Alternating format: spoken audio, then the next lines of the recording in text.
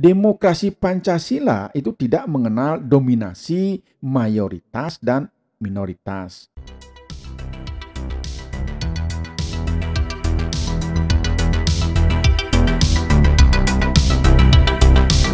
Sahabat pembelajar, berjumpa kembali bersama Iman Desidiase Belajar Jadi Guru dalam membahas materi pendidikan Pancasila dan kewarganegaraan. Pertemuan kita kali ini kita akan membahas materi kelas 9 bab 3 Kedaulatan Negara Kesatuan Republik Indonesia. Ada 3 sub pokok bahasan dalam bab 3 ini, yaitu sub pokok bahasan A, hakikat dan teori kedaulatan, sub pokok bahasan B, bentuk dan prinsip kedaulatan negara Republik Indonesia, dan sub pokok bahasan C, melaksanakan prinsip-prinsip kedaulatan sesuai dengan Undang-Undang Dasar Negara Republik Indonesia tahun 1945. Sahabat pembelajar, sebelumnya kita sudah membahas sub pokok bahasan A, yaitu hakikat dan teori kedaulatan, dan pertemuan kita kali ini kita akan melanjutkan membahas sub pokok bahasan B, bentuk dan prinsip kedaulatan negara Republik Indonesia. Negara Indonesia ini adalah negara yang berdasarkan atas kedaulatan rakyat. Landasan hukum negara Indonesia menganut kedaulatan rakyat ini ditegaskan di dalam Undang-Undang Dasar 1945. Yang pertama, di dalam pembukaan Undang-Undang Dasar 1945 di alinea keempat dinyatakan, maka disusunlah kemerdekaan kebangsaan Indonesia itu dalam suatu undang-undang dasar negara Indonesia yang terbentuk dalam suatu susunan negara Republik Indonesia yang berkedaulatan rakyat. Kemudian di dalam pasal 1 ayat 2 dinyatakan kedaulatan berada di tangan rakyat dan dilaksanakan menurut undang-undang dasar. Dengan demikian, maka pelaksanaan kedaulatan rakyat ditentukan oleh Undang-Undang Dasar 1945. Artinya bahwa Undang-Undang Dasar 1945 menentukan bagian mana dari kedaulatan rakyat yang pelaksanaannya diserahkan kepada lembaga atau badan yang keberadaannya, wewenang, tugas, dan fungsinya ditentukan oleh Undang-Undang Dasar.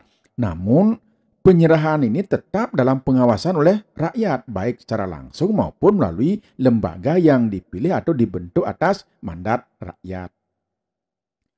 Ketentuan pasal 1 ayat 2 Undang-Undang Dasar 1945 telah mengubah sistem ketatanegaraan Indonesia dari Majelis Permusyawaratan Rakyat atau MPR sebagai pemegang sepenuhnya kedaulatan rakyat menjadi sistem kedaulatan rakyat yang diatur melalui Undang-Undang Dasar Negara Republik Indonesia tahun 1945. Jadi Undang-Undang Dasar tersebut dijadikan dasar dan rujukan utama dalam menjalankan kedaulatan rakyat yang mengatur dan membagi pelaksanaan kedaulatan rakyat kepada rakyat sendiri maupun kepada badan atau lembaga negara. Selain menganut teori kedaulatan rakyat, negara Indonesia dipertegas dengan kedaulatan hukum. Dalam Undang-Undang Dasar 1945, pasal 1 ayat 3 dinyatakan bahwa negara Indonesia adalah negara hukum. Dan dalam pasal 27 ayat 1, segala warga negara bersamaan kedudukannya dalam hukum dan pemerintahan dan wajib menjunjung hukum dan pemerintahan itu dengan tidak ada kecualinya. Jadi kedua pasal ini menegaskan bahwa pelaksanaan kedaulatan rakyat oleh lembaga negara sesuai dengan Undang-Undang Dasar tidak bersifat mutlak atau tanpa batas. Kekuasaan, tugas, dan wewenang lembaga negara dilaksanakan sesuai dengan peraturan perundang-undangan yang berlaku. Nah, dari pemaparan tadi, prinsip-prinsip kedaulatan negara Republik Indonesia ini dapat kita jabarkan bahwa yang pertama, negara Indonesia adalah negara kesatuan yang berbentuk republik. Yang kedua, kedaulatan berada di tangan rakyat dan dilaksanakan menurut Undang-Undang Dasar. Yang ketiga, negara Indonesia adalah negara hukum. Yang keempat, Presiden tidak dapat membekukan dan atau membubarkan Dewan Perwakilan Rakyat. Yang kelima, menteri-menteri diangkat dan diberhentikan oleh presiden. Dan yang keenam, MPR hanya dapat memberhentikan presiden dan atau wakil presiden dalam masa jabatannya menurut Undang-Undang Dasar. Prinsip negara kedaulatan rakyat memiliki hubungan yang erat dengan makna demokrasi. Karena demokrasi itu berasal dari demos dan kratos atau kratein. Demos artinya rakyat dan kratein berarti pemerintahan. Jadi secara harafiah, demokrasi adalah pemerintahan rakyat. Dan menurut Abraham Lincoln mengatakan bahwa demokrasi adalah pemerintahan dari rakyat, oleh rakyat, dan untuk rakyat. Jadi dalam negara demokrasi, rakyat yang memiliki kekuasaan untuk mengatur pemerintahan dan kekuasaan ada di tangan rakyat. Jadi hal ini sejalan dengan makna kedaulatan rakyat. Dalam perkembangannya, demokrasi mengalami pasang surut. Hal ini ditandai oleh adanya beberapa istilah demokrasi yang menunjukkan dalam bentuk pelaksanaan sistem pemerintahan demokrasi di suatu negara. Menurut Miriam Budiarjo mengatakan bahwa terselenggaranya pemerintahan yang demokratis di bawah rule of law adalah harus yang pertama perlindungan konstitusi. Yang kedua, badan kehakiman yang bebas dan tidak memihak. Yang ketiga, pemilihan umum yang bebas. Yang keempat, kebebasan untuk menyatakan pendapat. Yang kelima, kebebasan untuk berserikat atau berorganisasi dan beroposisi. Dan yang keenam, pendidikan kewarganegaraan. Kita telah mengetahui bahwa negara Indonesia adalah negara yang berdasarkan demokrasi Pancasila. Demokrasi Pancasila ini memiliki makna demokrasi yang dijiwai oleh nilai-nilai Pancasila sebagai satu kesatuan. Demokrasi Pancasila merupakan demokrasi yang sesuai dengan bangsa Indonesia karena bersumber pada tata nilai sosial budaya bangsa yang sudah melekat dalam kehidupan masyarakat sejak zaman dahulu. Asas atau prinsip utama demokrasi Pancasila yaitu pengambilan keputusan adalah melalui musyawarah mufakat. Musyawarah berarti pembahasan atau menyatukan pendapat dalam penyelesaian masalah bersama. Sedangkan mufakat itu adalah sesuatu yang telah disetujui sebagai keputusan berdasarkan kebulatan pendapat. Jadi musyawarah mufakat berarti pengambilan suatu keputusan berdasarkan kehendak orang banyak atau rakyat sehingga tercapai kebulatan pendapat. Musyawarah mufakat harus bertitik tolak pada hal-hal berikut.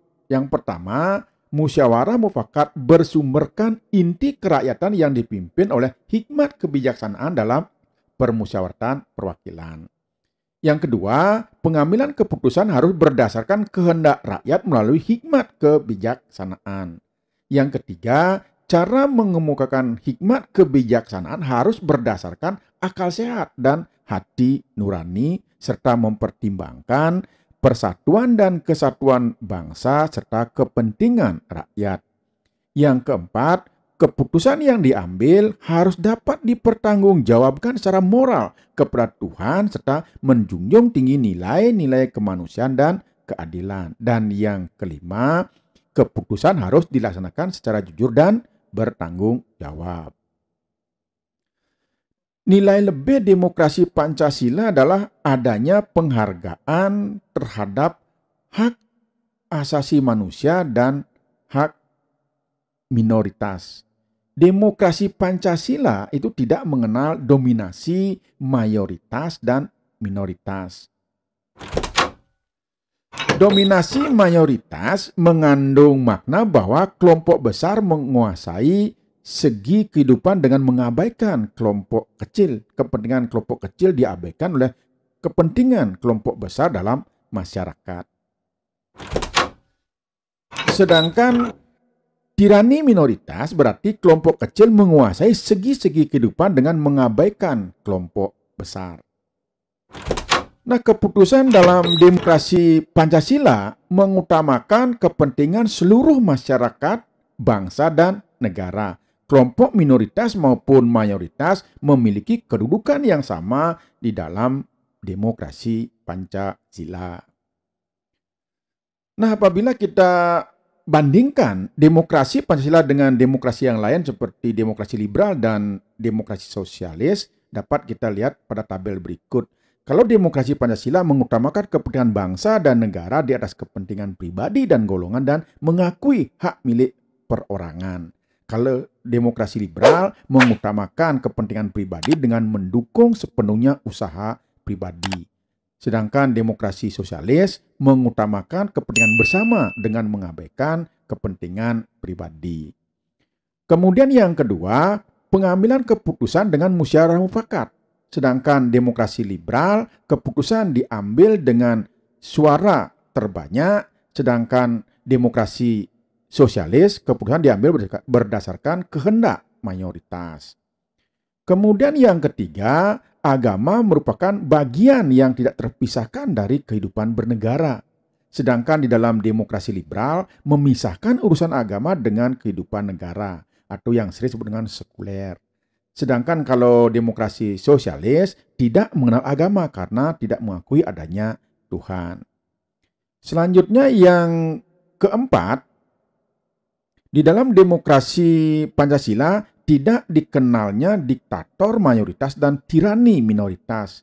Kalau di demokrasi liberal, keputusan ditentukan oleh kesepakatan individu sebagai warga negara. Sedangkan demokrasi sosialis, suara mayoritas kelompok besar masyarakat yang menentukan segalanya. Nah, pelaksanaan demokrasi di Indonesia dilaksanakan dengan dua cara, yaitu langsung dan tidak langsung. Jadi pelaksanaan demokrasi langsung itu adalah pelaksanaan demokrasi seperti pemilihan presiden dan wakil presiden, pemilihan kepala daerah, pemilihan kepala desa. Jadi dengan demikian, wakil rakyat dalam pemerintahan negara Indonesia ini ditentukan secara langsung oleh rakyat yang telah memenuhi syarat, bukan oleh lembaga perwakilan rakyat. Kalau demokrasi tidak langsungnya adanya lembaga perwakilan rakyat yang bertugas untuk menyampaikan aspirasi dan amanat rakyat dalam pemerintahan. Jadi wakil-wakil rakyat yang duduk di dalam lembaga perwakilan rakyat seperti DPR, DPD, dan DPRD dipilih oleh rakyat secara langsung melalui pemilihan umum. Nah, bagaimana peranan rakyat dalam pelaksanaan demokrasi di Indonesia? Ini dapat kita lihat. Yang pertama, pengisian keanggotaan MPR. Karena keanggotaan MPR terdiri atas anggota DPR dan anggota DPD. Ini ada diatur dalam pasal 2 ayat 1 Undang-Undang Dasar 1945. Kemudian pengisian keanggotaan DPR melalui pemilihan umum. Yang ketiga, pengisian keanggotaan DPD. Yang keempat, pemilihan presiden dan wakil presiden dalam satu pasangan secara langsung oleh rakyat. Kemudian yang kelima, pemilihan kepala daerah dan wakil kepala daerah. Jadi pemilihan umum ini merupakan perwujudan dari kedaulatan rakyat dan demokrasi. Selain itu, peranan rakyat dalam mewujudkan kedaulatannya tidak hanya melaksanakan pemilu. Jadi pemilu itu sebagai sarana perwujudan kedaulatan rakyat dan demokrasi. Jadi pemilu itu diselenggarakan dengan asas pemilihan umum sebagai sarana perwujudan kedaulatan rakyat dan demokrasi dilaksanakan dengan asas langsung, umum, bebas, rahasia, jujur, dan adil atau luber jurdil. Langsung artinya bahwa mengandung arti rakyat sebagai pemilih memiliki hak untuk memberikan suaranya secara langsung sesuai dengan kehendak hati nuraninya tanpa perantara. Kalau umum artinya semua warga negara yang telah memenuhi syarat sesuai dengan peraturan perundang-undangan berhak mengikuti pemilihan umum. Jadi hak ini diberikan tanpa melihat jenis kelamin, suku, agama, ras, pekerjaan, dan lain sebagainya.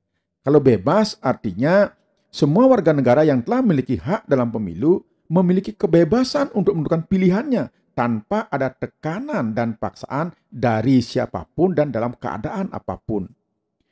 Kemudian rahasia artinya bahwa pemilu itu memberikan jaminan bahwa para pemilih yang melaksanakan haknya dijamin pilihannya tidak akan diketahui oleh siapapun dengan jalan apapun atau dengan cara apapun. Kemudian jujur artinya bahwa penyelenggara pemilu, aparat pemerintah, peserta pemilu, pengawas pemilu, pemantau, pemilih, serta semua pihak yang terkait harus bersikap dan bertindak jujur sesuai dengan peraturan perundang-undangan. Dan adil maksudnya bahwa setiap pemilih dan peserta pemilu mendapatkan perlakuan yang sama serta bebas dari kecurangan dari pihak manapun. Nah, makna demokrasi dalam perkembangannya tidak hanya dalam arti sempit di bidang pemerintahan, namun sampai saat ini sudah meluas dalam berbagai bidang kehidupan. Prinsip demokrasi diterapkan dalam berbagai kehidupan seperti persamaan derajat, kebebasan mengeluarkan pendapat, supremasi hukum, kemudian partisipasi rakyat melandasi berbagai kehidupan di lingkungan sekolah, masyarakat, bangsa, dan negara. Nah, baiklah sobat pembelajar, demikian yang bisa kita bahas untuk sub pokok bahasan B, bentuk dan prinsip kedaulatan negara Republik Indonesia. Dan pertemuan berikutnya nanti kita akan bahas sub pokok bahasan C, prinsip-prinsip kedaulatan sesuai dengan Undang-Undang Dasar Negara Republik Indonesia tahun 1945. Semoga apa yang sudah kita bahas ada manfaatnya. Terima kasih.